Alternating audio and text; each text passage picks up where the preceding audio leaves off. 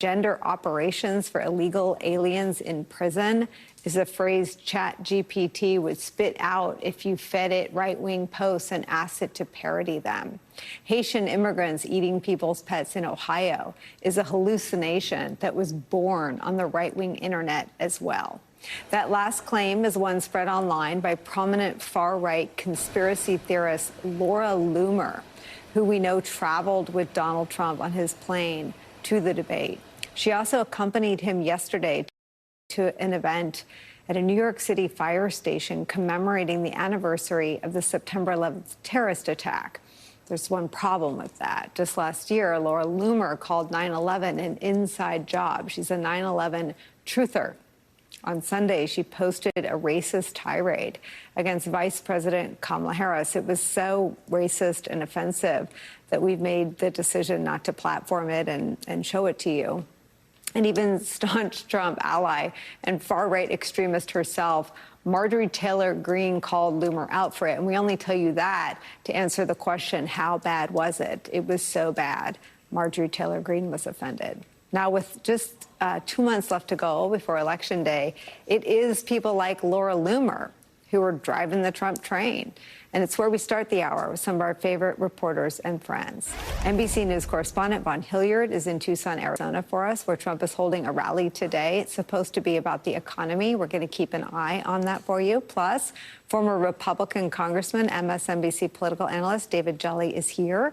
Democratic strategist and professor at Columbia University, MSNBC political analyst Basil Smykel's back. And the editor-at-large for the 19th, the host of the podcast, The Amendment, MSNBC political analyst Aaron Haynes is back. Vaughn Hilliard, I start with you. I wonder who thinks this is working.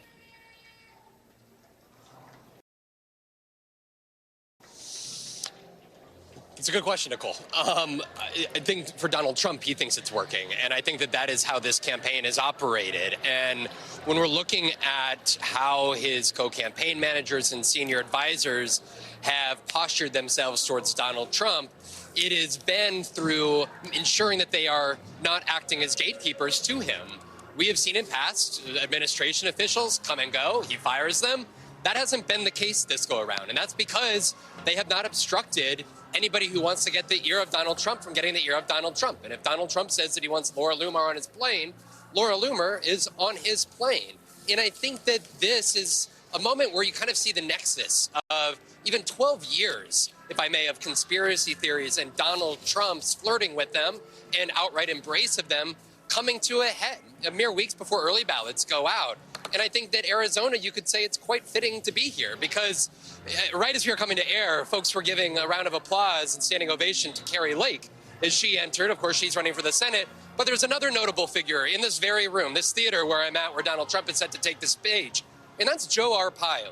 Joe Arpaio, who sent his posse, so-called posse members from the Maricopa County Sheriff's Office 12 years ago to Hawaii to investigate the birtherism claims surrounding Barack Obama's birth, at the same time that Donald Trump was calling heightened attention nationally to that very issue. 12 years later, the two men are here on the cusp of potentially winning the White House here yet again. And for what consequence? Well, Donald Trump lost in 2020, but for both of those men, they are still greeted by rounds of applause, standing ovations. There is a base of support that has been propagated by right-wing media, from Charlie Kirk to Jack Posobiec, who perpetuated and elevated the conversation around the, quote, pet eating, and Laura Loomer, whose hundreds of thousands, millions of followers are all but legitimized by the former president of the United States, Donald Trump, who talks about them. He's praised them from the stage. And I think that the question here is, at this point in time,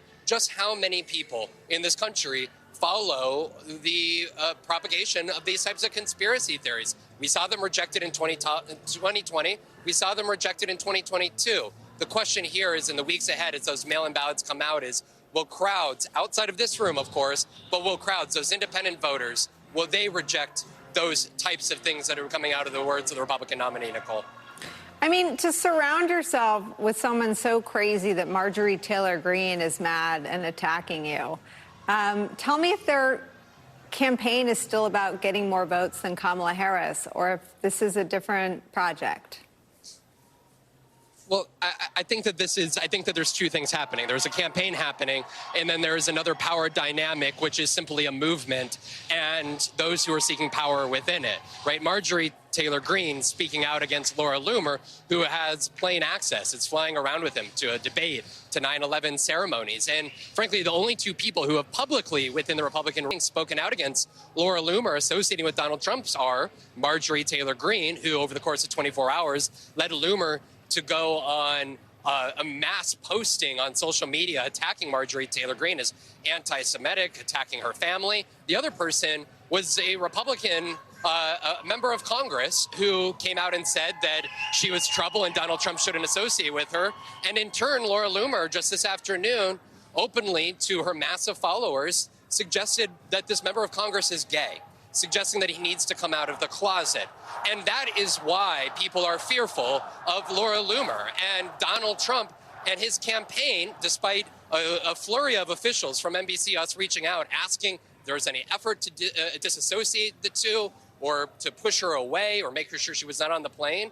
There has been silence. And that is why Laura Loomer continues to see an ally in Donald Trump. And frankly, until we hear otherwise from the Republican nominee, I think that we are watching unfold in real time a power dynamic that is taken over a Republican Party. Elections aside, even if he loses, this is a conversation that is going to be taking place about a hundreds of $million organization that happens to be a political party. It's really, really dramatic and really nuanced and really important. Von Hilliard, I know it's also really close to starting, so we're going to let you go and cover that. But do come back. Wave your arms at the camera and come back if you have anything before the end of the hour for us. Thank you so much for starting us off, my friend. David Jolly, there's something so weird and extreme that my first instinct is like nervous laughter, but there's something so deadly serious about this, and we should not zoom ahead. Let's just stay right where Vaughn brought us. The Trump campaign has been hijacked by Laura Loomer. And Laura Loomer is someone who is so radical that Marjorie Taylor Greene, of sort of radical right-wing fame, doesn't like her. And I keep saying that just to orient you on an ideological spectrum. We're no longer sort of talking about right-left. I think if you go all the way to the right and you go off the ledge and you're on the ground and you're sort of feeling around, you've got to go under the ground to find Laura Loomer. Talk about the ramifications of this moment in this party, in this campaign. Yeah, so many elements, Nicolle. First, let's agree, this is a campaign way off message, way off message. It was a perfect question for Vaughn. Is this a movement trying to win a presidency, or is there something else going on? And in terms of being a candidate, Donald Trump is a historically terrible candidate right now. That's not a pejorative. You can go back decades to try to examine the fail points of major party presidential nominees. Donald Trump's one of the worst we've seen in decades now as the 2024 nominee. And then you go to the dangerous and unsettling part, which is certainly the influences and the voices like Loomer and others. But the most dangerous is that Donald Trump, as a former president who probably should know better, though it's clear he doesn't, but now trying to be president again, seeks counsel from the dark shadows of right-wing social media accounts and believes in conspiracy theories and mainstreams them within his own party like he did on the debate stage. That is somebody who is unwell and is not fit to be president of the United States. And in some ways, though it is so dangerous, perhaps this is the most important thing the American people can see, is that when he arrived at the debate stage, he was accompanied by Laura Loomer and Matt Gaetz, not by Jared and Ivanka, whatever you think of them, or not by a sitting member of Congress who is held in higher regard. And for those who came out of Tuesday night if you're a Harris supporter or a Democrat and you felt the adrenaline of my candidate won, that's a fair emotion. But I think there's a much more impactful, more dispassionate takeaway from Tuesday night, which is I truly believe that for the first time in a very long time, the American voters, 60 million or so who watch this, were presented with the most accurate depiction of the political choice that is sitting in front of us, the most accurate depiction of the candidates. Vice President Harris, for all of her strengths and her weaknesses, was presented very fairly to the American people. Donald Trump, for what consumes him and how he behaves, from his embrace of Putin to the J6 rioters, for his inability to answer questions on reproductive freedom, to his own culpability criminally. You go down the list of items that Donald Trump was unable to answer, and then look at what he did answer. The Laura Loomer conspiracy theories, the misogyny, the xenophobia, the racism, the real dark themes of a man who clearly is spiraling within his own self. The American people saw that in a purely, almost academic way. And I think that's why you're seeing the numbers come in saying not only did Vice President Harris win this race, but there's no way that Donald Trump will ever get a majority of votes in this country. So let me ask you the same question. What is he doing, David Jolly? What is happening? What are we covering?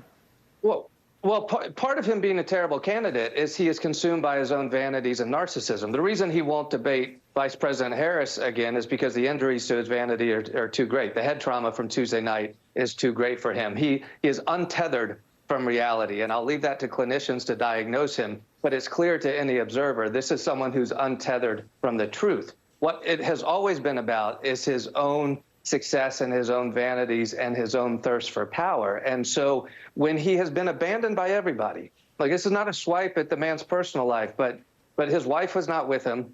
The daughter that he cherishes the most was not with him. The counsel of Jared Kushner was not with him.